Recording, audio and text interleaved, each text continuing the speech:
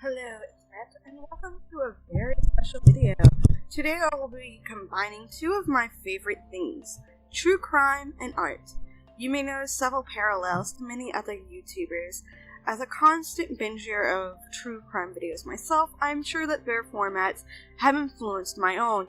A list of these people that many of you have probably also watched or have yet to watch, but will probably discover soon, but really should, are Kaylee Elise, Criminally Listed, Rob Gaffigan, Eleanor Neal, Kendall Ray, Bailey Cesarian, That Chapter, Super Ray Dizzle, Emily Artful, and several others that I may have failed to list. Regardless, I hope you enjoy my content today, whether it be the art or the story I will be sharing with you all today.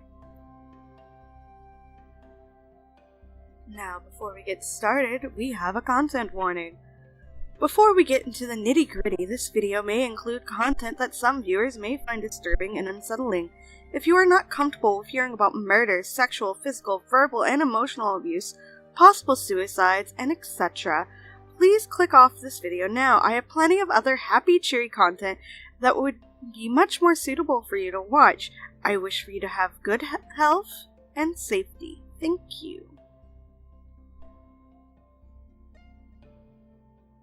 Now, today's case. 1973. My father was playing baseball with his friends. My mother had just been born. But for one woman and one family, a loved one never came home. Never called to say hi, I love you. Never mailed a letter to check in. A family lost such a dear, precious person, and a woman lost her life. To add an extra layer to this tragedy, this woman has yet to be identified. Her true name is lost for the moment, but for now she is known as number 231 UFGA, or the Henry County Jane Doe. It was Saturday, November 10th, 1973.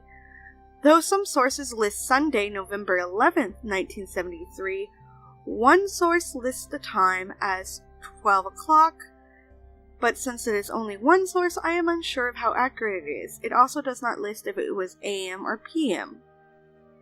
Either way, there was no rain on either of the days. The weather at its warmest was in the low 60s. All in all, a fairly decent temperature for a fall day in McDonough, Georgia. On Lester Mill Road, near the Hampton exit off of I-75, a skull was discovered. The case was, and still is, being investigated by the Henry County Police. Sadly, only the skull was found. No other bones or body parts were located, no clothes or jewelry or any possible clues were found with the skull. Testing done on the skull confirmed that the skull belonged to a female. They were able to get dentals to compare to dental records. Sadly, this is yet to lead to a match. The only details that medical examiners were able to confirm was that the skull belonged to a woman between the ages of 18 and 40, and that she was a white Caucasian woman, and that she had died at some point in 1973, of course, though the exact month could not be determined. There is only one possible composite image of the Henry County Jane Doe, an image I have placed on the screen somewhere for you to see. And while I understand that a majority of my audience is between the ages of 24 and 35, please share this image with your older friends and relatives. Also note that composite images are not always 100% accurate.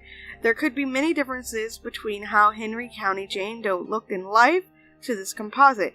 Either way, with next to no clues, the only way for the Henry County Jane Doe to reclaim her name is to be identified. So if you or anyone you know recognizes her, please contact the Henry County Police, whose details I will leave down below in the description. With advancements in technology over the years, medical examiners have been able to get a mtDNA profile for the Henry County Jane Doe. If you are unfamiliar with what mtDNA is, like I was when I first heard of it, don't worry, I googled it for all of us. mtDNA is simply mitochondrial DNA. It comes from the mitochondria of the cell and is a specific DNA profile passed down from mother to child. It is a great resource to find relatives through maternal bloodlines. I was also unable to get/find when this information was scattered, but as of 2021, this is yet to leave the Henry County Jane Doe's name. Theories. I have a few theories about the Henry County Jane Doe. These theories are my own, and I'm sure that the Henry County Police have looked into it and just haven't released any information at this time. My first theory is that since she was found on a road near Hampton, she or her killer could have been traveling. The Hampton is a popular hotel, and it being off the I-75 exit means one can travel quickly. From Google Maps Street View of Leicester Mill Road, the road is long with no sidewalk currently. It probably lacked sidewalks back in 1973 too.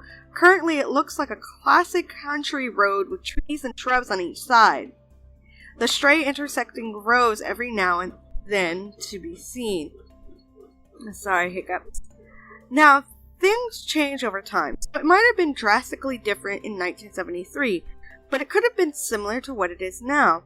After all, it took over a decade for my county to change the abandoned Blockbuster building into something else, and that county is approximately 30-some miles away from McDonough.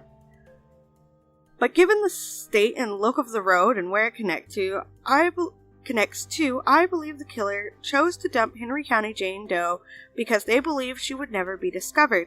The rest of her body could have been displaced by animals, though the lack of clothes suggests she could have been placed there naked. There is also the possibility that the killer only dumped Henry County Jane Doe's head there, and that her body was disposed of in other locations that either haven't been found yet or have been discovered but not matched via DNA yet. Either way, no matter the how, when, where, what, or whys, the Henry County Jane Doe has been left unidentified and her killer unaccountable.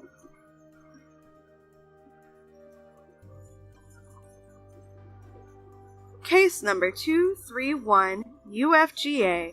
The Henry County Jane Doe is a sad tale with very little information. So much so that all we have is the date and location of Henry County Jane Doe's remains. To make matters more complicated, only the skull has been found to date. With so much missing information like eye color, hair color, approximate height and weight, with the large age range of 18 to 40, there are thousands of possibilities for who Henry County Jane Doe could be. The sad truth is that until Henry County Jane Doe is identified and her name reclaimed, the odds of finding who did this to her are very slim, if not non-existent. Despite Henry County Jane Doe not being identified and not returned to her loved ones yet, there is still hope. Hope that one day she will be identified. She is a person who had a family, friends, loved ones, possibly even children. Someone somewhere is missing Henry County Jane Doe. So I leave the video here. We never know what tomorrow may bring, so I'd like to ask you all, no matter the strife you're having with your loved ones, or even if you haven't spoken to them in a while, let them know that you love them. Hug them tightly if you can. And if you or anyone you know recognizes Henry County Jane Doe, please contact the Henry County Police. The odds of solving this case are only if we are able to identify her. Thank you for taking your time to watch this video. Now in credits. So I hope you all enjoyed this new kind of video format for me. Please ignore my washing machine going crazy. I live in a trailer and my work recording area is in my living room. And that washing machine does shake my whole entire trailer. The sadness. But yeah, I haven't quite figured out a name for this yet, so I'm not sure what I'm going to title it. But if you liked or enjoyed, let me know. And yeah, bye bye.